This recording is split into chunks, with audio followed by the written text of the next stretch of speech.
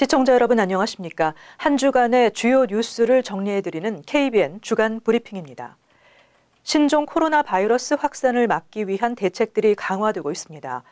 미국은 최근 중국을 방문한 적이 있는 외국인의 입국을 차단한 데 이어 미국으로 들어오는 모든 항공기 승객들에게 중국 방문 여부를 확인하도록 했습니다. 이런 가운데 미국 내에서 12번째 신종 코로나 바이러스 확진자가 위스콘신에서 나왔습니다. 해당 확진자는 증상이 나타나기 전 중국 베이징을 방문했었고 이 기간 감염자와 접촉이 있었던 것으로 파악됐습니다.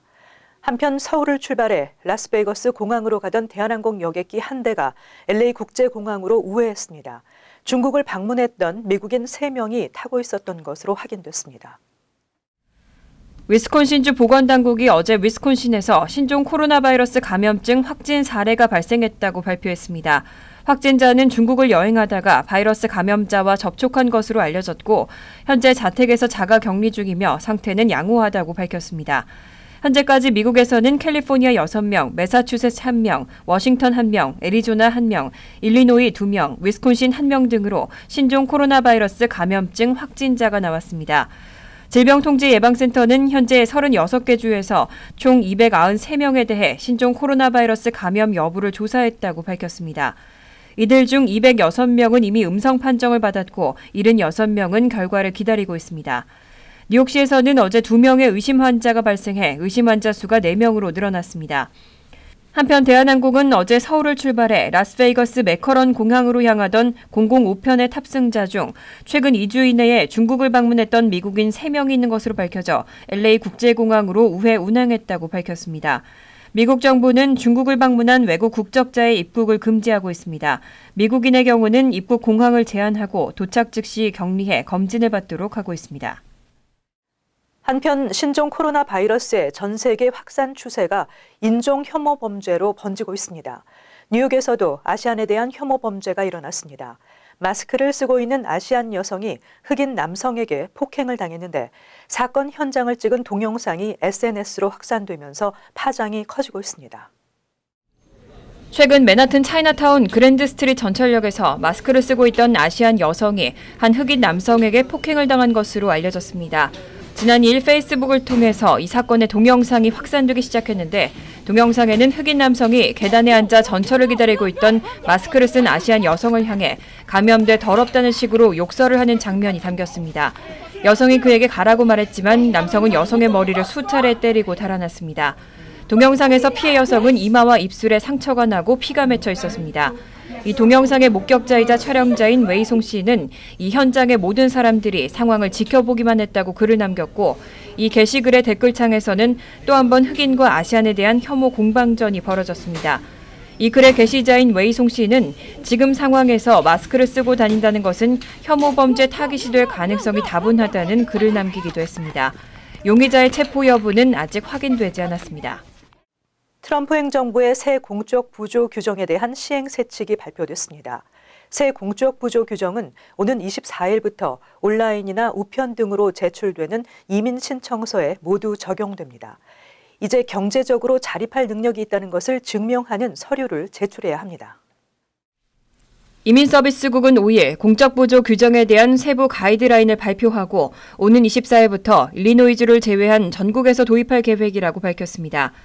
규정에 따르면 신청자들은 영주권 신청인 신분 조정 신청 등 이민 서류 제출 시 공공에 부담이 되지 않도록 경제적 자립 능력이 있다는 것을 입증하는 자급자족 증명서를 함께 접수해야 합니다. 신청 비용은 없습니다. 그 밖에 공적부조 채권을 통해 영주권 기각을 피할 수도 있습니다.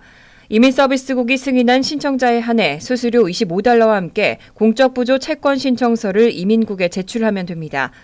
채권 비용은 최소 $8,100로 이민국 담당 직원이 지정하고 도시 소비자 물가지수의 물가 상승률을 고려해 변동될 수 있습니다.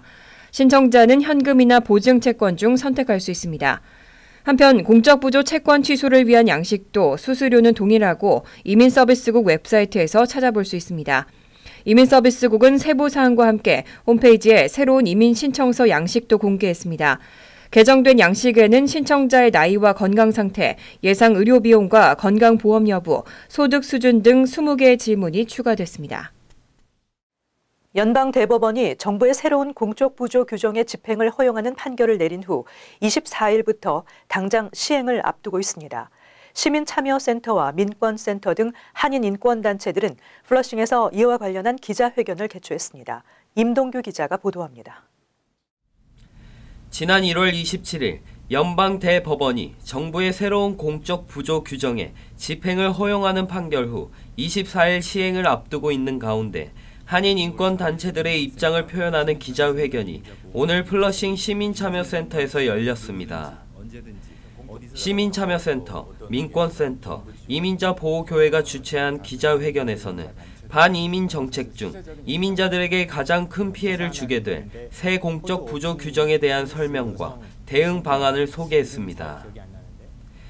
이번 대법원의 판결로 과거에 정부 보조를 받았거나 앞으로 받을 가능성이 있는 비자 또는 영주권자 신청자들은 우선적으로 기각 대상이 됩니다. 따라서 비자나 영주권 신청 중에 있는 저소득층 이민자들은 생계보조금, 푸드스탬프, 일부 메디케이드 등 정부의 보조를 받을 시 불이익을 받을 수 있습니다. 시민참여센터 박재진 변호사는 모든 정부 보조 프로그램이 불이익을 받는 것은 아니라며 자신이 받는 정부 보조 혜택이 이번 규정에 해당되는지 판단하는 것이 중요하다고 말했습니다. 이 막연하게 이 신문 기사 내용만 보시고, 아니 신문 어떤 언론에서 나와 있는 이런 내용만 보시고 무작정 모든 내가 정부 혜택을 끊어야 된다라고 생각하시는 분들이 있으세요. 그리고 그게 바로 그 정부가 원하는 겁니다. 트럼프 행정부가 원하는 거고요. 정확하게 내가 받고 있는 것이 해당이 되는가 안 되는가 확인해 보시고 그 다음에 움직이셔도 늦지 않습니다. 규정상 문제가 되지 않는 정부 보조에는 공립학교 급식 프로그램, 메디케어 파트 D, 신생아 영양 보조 프로그램 등이 있고 규정에서 제외되는 대상은 군인과 그 가족, 실업수당처럼 본인이 기여한 혜택, 재난 보조와 같은 개인이 아닌 커뮤니티 대상의 혜택을 받는 이민자들입니다.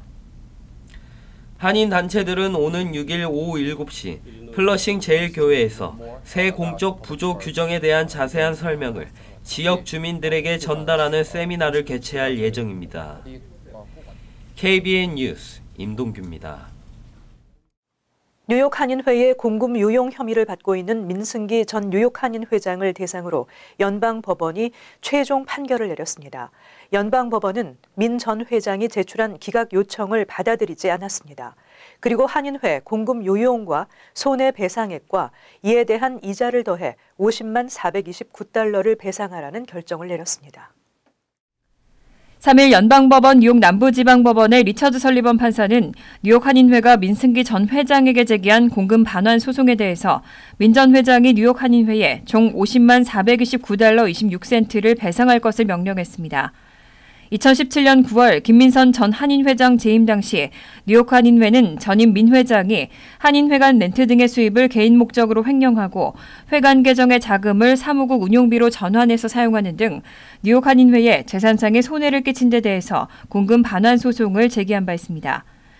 이에 대해 지난 1월 3일 뉴욕 남부지법은 피고인 민 전 회장이 뉴욕 한인회에 입힌 피해액 31만 9,095달러와 개인 변호사 비용으로 전용한 금액 5만 달러 등 총 36만 9,095달러 56센트의 피해를 입힌 것이 인정된다고 판결했었습니다. 이후 뉴욕 한인회는 1월 17일 손실액 36만 9,095달러 56센트와 이에 대한 이자 금액인 12만 9,611달러 45센트를 합산한 49만 8,707달러 1센트를 청구하는 서류를 제출했습니다. 이에 대해 1월 29일 민승기 전 회장은 뉴욕 한인회에 손실을 입힌 사실이 없다며 기각을 요청하는 서한을 재판부에 제출했지만 요청이 기각되고 뉴욕 한인회 채무의 책임이 민 전 회장에게 있다고 판결했습니다. 민 전 회장 측은 30일 이내에 고등법원에 항소할 수 있습니다. 제21대 국회의원을 선출하는 재외선거의 신고 신청 마감이 다가왔습니다. 참여 독려를 위해 한인단체들이 기자회견을 개최했습니다. 뉴욕 지역의 등록률은 3.7%로 매우 저조한 상황이었습니다. 보도에 임동규 기자입니다. 뉴욕 한인회, 뉴저지 한인회 등 한인단체와 뉴욕 총영사관이 공동으로 기자회견을 개최하고 마감을 열흘여 앞둔 재외선거 참여를 당부했습니다. 그래서 대한민국 국회의원을 가지신 분은 그 그 의무와 권리를 또 행사하시기를 부탁을 드리고 뉴욕 총영사관 이진필 재외선거관은 영사관 관할 지역에 현재 16만 명의 재외 국민이 있다며 선거 참여는 해외에 거주하는 재외 국민들의 권리와 복지 증대를 위해 필수적이라고 말했습니다. 여기에 계신 그 재외 국민분들이 투표에 참여하시고 그 결과 투표율이 높게 나타날 때 비로소 국내 정치권에서도 어떤 동포를 위한 정책을 입안한다든지 논의한다든지 하는 그런 것들이 많이 활발하게 이루어질 거라고 생각합니다. 그런 의미에서 재외 국민분들이 투표에 참여하시는 건 매우 중요하다고 생각합니다. 재외국민 유권자 등록 신청 및 국외 부재자 신고는 오는 15일까지 뉴욕 총영사관을 직접 방문하거나 중앙선거관리위원회의 재외선거 웹사이트를 통해 신청 가능합니다. 또 뉴욕, 뉴저지, 델라웨어, 커네티컷, 필라델피아 한인회에 배치된 서류를 통해 접수가 가능합니다. 현재 재외선거 신청 및 신고를 마친 뉴욕 일원 유권자는 5,900여 명이며 전체 유권자의 3.7%로 매우 저조한 등록률을 보이고 있습니다. KBN 뉴스 임동규입니다. 이른바 우크라이나 스캔들로 인한 트럼프 대통령에 대한 민주당의 탄핵 시도가 결국 부결됐습니다. 권력 남용과 의회 방해 모두 혐의가 부결됐습니다. 재선 도전을 앞두고 트럼프 대통령은 탄핵 올가미를 벗게 됐습니다. 김찬래 기자가 보도합니다. 상원은 어제 표결을 통해 트럼프 대통령 탄핵 사유인 권력 남용과 의회 방해 혐의 모두를 부결시켰습니다. 의회 방해 혐의의 경우 53대 47로 부결됐고 권력 남용 혐의 표결에선 밋 롬니 상원 의원이 민주당 쪽으로 이탈해 52대 48의 결과가 나왔습니다.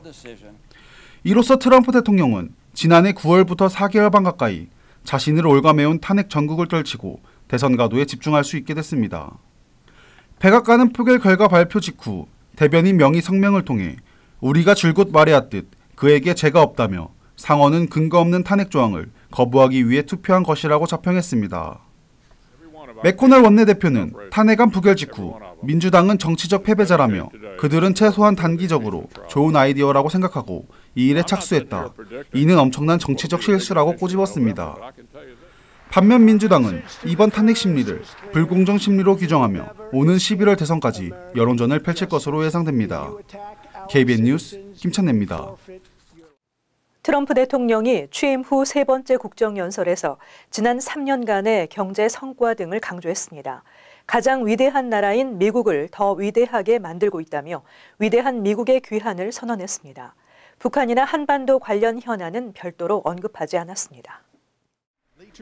AP통신 등 미 언론들은 트럼프 대통령이 4일 워싱턴 국회의사당 하원에서 상하원 의원들이 참석한 가운데 78분간 국정연설을 진행했다고 보도했습니다.